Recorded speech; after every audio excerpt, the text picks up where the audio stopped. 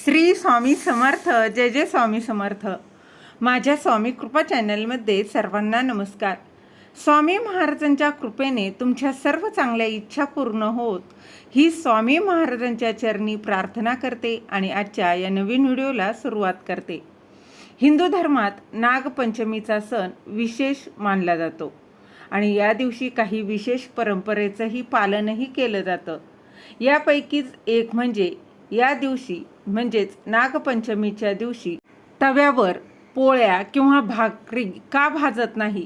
तर बघा, श्रावण महिना सुरू व्हायला अवघे काही दिवस शिल्लक आहेत आणि या महिन्यातील पहिला सण म्हणजे नागपंचमी. हा सण हिंदू धर्मातील एक महत्त्वाचा सण असून तो श्रावण महिन्यातील शुक्ल पक्षातील पंचमी तिथीला साजरा केला जातो. या दिवशी नागदेवतेची पूजा केली जाते. नागदेवतेची पूजा करून कुटुंबाचं रक्षण, सुख, समृद्धी आणि चांगल्या आरोग्यासाठी मनोमन प्रार्थना केली जाते. बघा, हिंदू धर्मात प्रत्येक सण वेगवेगळ्या विधींनी साजरा केला जातो. नागपंचमी केवळ सर्पदेवतेच्या पूजेपुरती मर्यादित नाही, तर या दिवशी काही विशेष परंपरेचंही पालन केलं जातं. या परंपरेपैकीच एक म्हणजे या दिवशी तव्यावर पोळ्या न भाजणे, भाकरी न भाजणे. तर यावर्षी श्रावण महिन्याच्या शुक्ल पक्षाची पंचमी तिथी ही 16 ऑगस्ट रोजी सायंकाळी 4:52 सुरू होईल आणि ही तिथी 17 ऑगस्ट रोजी सायंकाळी 5 वाजेपर्यंत राहील. म्हणजेच उदय तिथीनुसार यावर्षी नागपंचमीचा सण हा 17 ऑगस्टला साजरा केला जाणार आहे.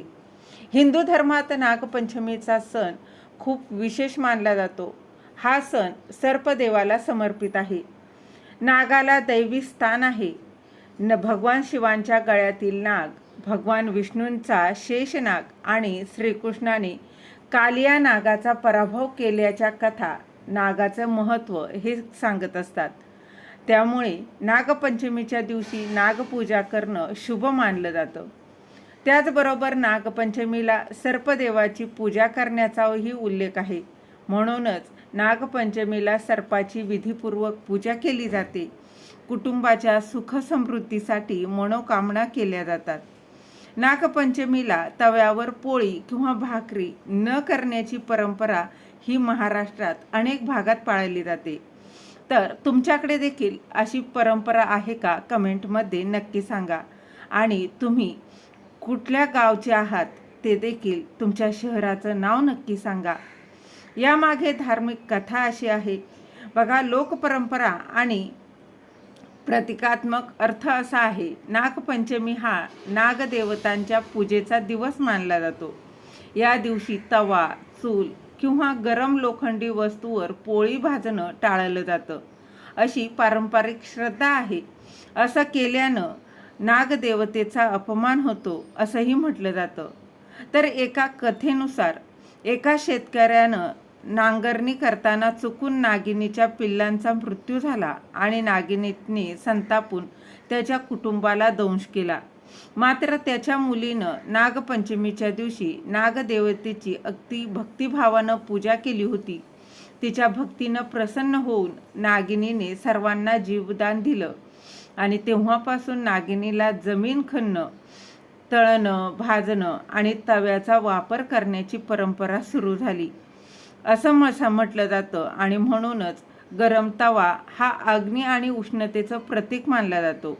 या दिवशी अहिंसा आणि सर्व जीवांप्रती करुणा व्यक्त करण्याचा हा संदेश दिला जातो. त्यामुळे नागपंचमीच्या दिवशी तव्यावर पोळी भाजणं किंवा भाकरी भाजणं किंवा तळलेले पदार्थ न करता आधीच तयार केलेले किंवा उकडलेले पदार्थ खाण्याची प्रथा काही भागात अजूनही प्रचलित आहे. तर या दिवशी काय बनवतात? तर बघा, उकडीचे पदार्थ बनवले जातात, पुरणाचे धिंड बनवले जातात, मोदक, खीर, लाह्या, दूध किंवा इतर नैवेद्य अर्पण करण्याची ही प्रथा आहे. तर यामागे बघा, लक्षात ठेवण्याची एक गोष्ट म्हणजे नागपंचमीच्या दिवशी तव्यावर पोळी किंवा भाकरी ही भाजली जात नाही. ही धार्मिक परंपरा आहे. तव्यावर पोळी न करण्यामागे कोणताही वैज्ञानिक असा पुरावा उपलब्ध नाही. काही कुटुंब ही प्रथा श्रद्धेनं पाळतात, तर काही ठिकाणी ही पाळली जात नाही. त्यामुळे बघा ज्याच्या त्याच्या भागानुसार ही परंपरा आणि कुटुंबातील रूढी यांचं आचरण हे केलं जातं. नागपंचमी हा जमिनीत राहणाऱ्या जीवांबद्दल आदर व्यक्त करण्याचा हा दिवस मानला जातो. या दिवशी किंवा तवा पेटवला जात नाही. तव्यावर जास्त उष्णता न वापरणे हा निसर्ग सर्पदेवतेबद्दल आदर दाखवण्याचा मार्ग आहे.